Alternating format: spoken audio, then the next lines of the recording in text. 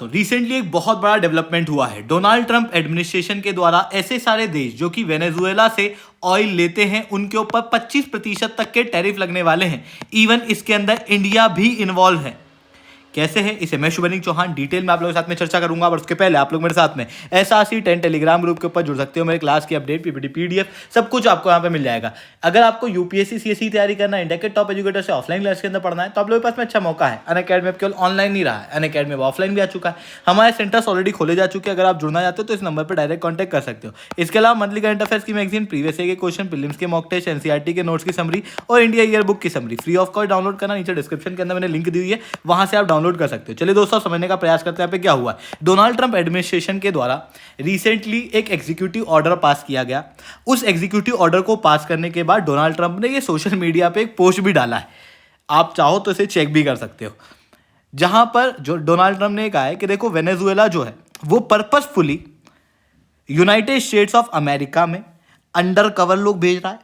Thousands of लोग ऐसे भेज रहा है जो कि क्रिमिनल हैं, वॉयलेंट नेचर के हैं और अमेरिका के अंदर खराब कल्चर को प्रमोट कर रहे हैं। बेसिकली डोनाल्ड ट्रंप यहां टारगेट कर रहे थे वेनेजुएला के आए हुए इलीगल इमिग्रेंट्स पे।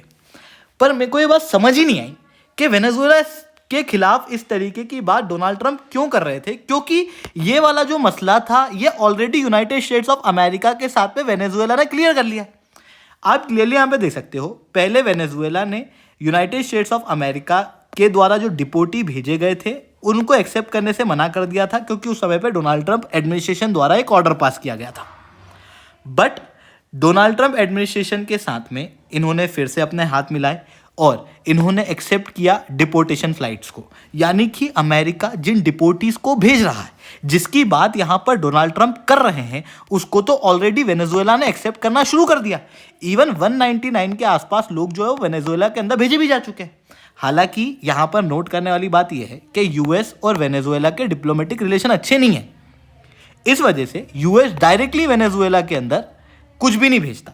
यूएस ने पहले क्या किया, होंडुरास के अंदर इन लोगों को भेजा, डिपोटीज को। फिर वहां पर वेनेजुएला की फ्लाइट आई, फिर उस फ्लाइट के अंदर सारे लोग बैठे और होंडुरास से वेनेजुएला इन लोगों को लेके आया गया। इस तरीके से लगभग 199 लोग वेनेजुएला के अमेरिका ने ऑलरेडी डिपोर्ट कर दिए हैं। मतलब ये इशू तो ऑलरेडी रिजॉल्व हो चुका है। इवन वेनेजुएला के लोगों को दिक्कत होनी चाहिए तो, क्योंकि वेनेजुएला के जो लोग हैं जिनको यहां पर डिपोर्ट किया गया उनको बहुत बुरी तरीके से ट्रीट किया गया। बकायदा सोशल मीडिया के ऊपर आपको वीडियोस देखने को मिलेगी, हाथ बांधे गए, नीचे झुका के लेके आया जा रहा है, कुछ लोगों के मुंह पे कपड़ा, मतलब एकदम क्रिमिनल जैसा ट्रीट जो है वो किया गया।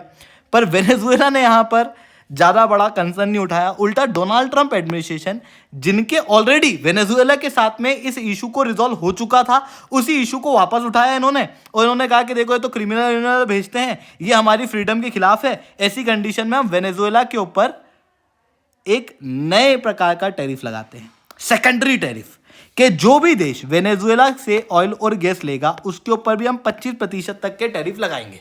और ये टैरिफ 2 अगस्त 2025 जो कि अमेरिका का लिबरेशन डे है उससे एक्टिव होंगे। यहाँ पर एक और बात नोट करने वाली है कि 25% तक के टैरिफ आमरण नहीं रहेंगे।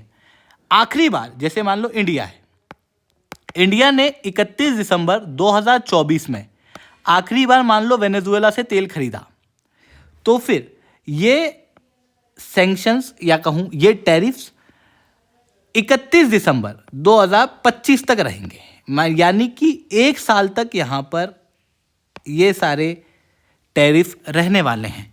मतलब भारत के ऊपर तब भी टैरिफ लगेगा अगर पिछले 1 साल के अंदर अंदर हम लोगों ने तेल लिया होगा तो। अब बात आती है भारत ने तेल लिया है क्या, उसको समझने के पहले समझो कि United states of America Venezuela से क्यों इतना खटास खाया बैठा है। देखो, यूनाइटेड स्टेट्स ऑफ अमेरिका एक कैपिटलिस्टिक कंट्री है दैट दे क्लेम, और वेनेजुएला जो है वो यूनाइटेड सोशलिस्ट पार्टी के द्वारा रूल की जा रही है। यानी कि यहाँ पे सोशलिस्टिक गवर्नमेंट है, जिसके कारण से ऑब्वियसली दोनों कंट्रियों के बीच में आपस में डिस्प्यूट्स हैं। अब वेनेजुएला जो है उसके पास में दुनिया के सबसे बड़े ऑयल रिजर्व्स देखने को मिलते हैं, और वेनेजुएला से जनरली कंट्रियां ऑयल खरीदती नहीं है। यूएस ने भी वेनेजुएला के ऊपर सैंक्शंस लगा रखे थे। पिछले साल यूएस ने अपने सैंक्शंस को थोड़ा ढीला किया था, जिसके बाद भारत और कई सारे देशों ने वेनेजुएला से पिछले साल तेल खरीदना शुरू किया। भारत ने भी भारी मात्रा में वेनेजुएला से तेल खरीदा। एक समय तो ऐसा था कि हम वेनेजुएला के सबसे बड़े ऑयल के बायर हुआ करते थे। फिर यूएस ने वापस टाइट सैंक्शंस लगा दिए। उन टाइट सैंक्शंस के बावजूद भी हम लोग वहाँ से तेल खरीद रहे थे।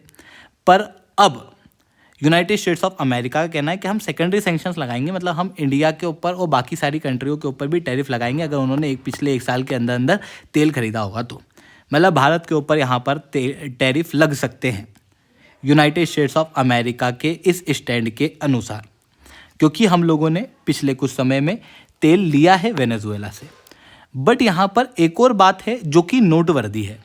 देखो, ग्लोबल लेवल पे मेजर ऑयल प्रोड्यूसर्स कौन कौन सी कंट्रियाँ आपको दिखाई देती हैं। सबसे पहले तो आपको यूनाइटेड स्टेट्स ऑफ अमेरिका दिखेगा, फिर उसके बाद में रशिया दिखेगा, फिर उसके बाद में आपको कहीं ना कहीं ईरान भी दिख जाएगा, फिर आपको कहीं ना कहीं वेनेजुएला भी दिख जाएगा। भारत एक ऐसी कंट्री है जो 85% तक ऑयल को इंपोर्ट करती है। मतलब हम ऑयल के इंपोर्ट के ऊपर डिपेंडेंट हैं। क्योंकि हम डिपेंडेंट हैं तो हमको मल्टीपल सोर्सेज की आवश्यकता है। हम एक कंट्री के ऊपर डिपेंडेंट नहीं रह सकते। हो सका तो हम ईरान से तेल लेंगे, हो सका तो हम रशिया से लेंगे, हो सका तो हम वेनेजुएला से लेंगे। जहां हमको बेनिफिट होगा हम वहां से तेल खरीदेंगे। और ग्लोबल लेवल पे आप सब लोग जानते हो आज के समय पे ऑयल की शॉर्टेज तो देखने को मिलती है। पर यूनाइटेड स्टेट्स ऑफ अमेरिका का कहना क्या रहता है कि भाई या तो आप हमसे तेल खरीदो या फिर हमारी लाइक माइंडेड कंट्री से खरीदो और किसी से मत खरीदो। इस वजह से ईरान से हम लोगों ने पहले तेल लेना बंद कर दिया, जिसके कारण से भारत को काफ़ी दिक्कतें आईं। ईरान से जब हम लोगों ने तेल लेना बंद किया तो ईरान से हमारा कुछ इंपोर्ट ही नहीं होता है। अब हम ईरान को एक्सपोर्ट ही एक्सपोर्ट करते हैं, चावल वगैरह। उसका पेमेंट ईरान हमको करेगा ही नहीं, क्योंकि उनके पास रुपया बचा नहीं पे करने के लिए, डॉलर वो प्रयोग नहीं कर सकते।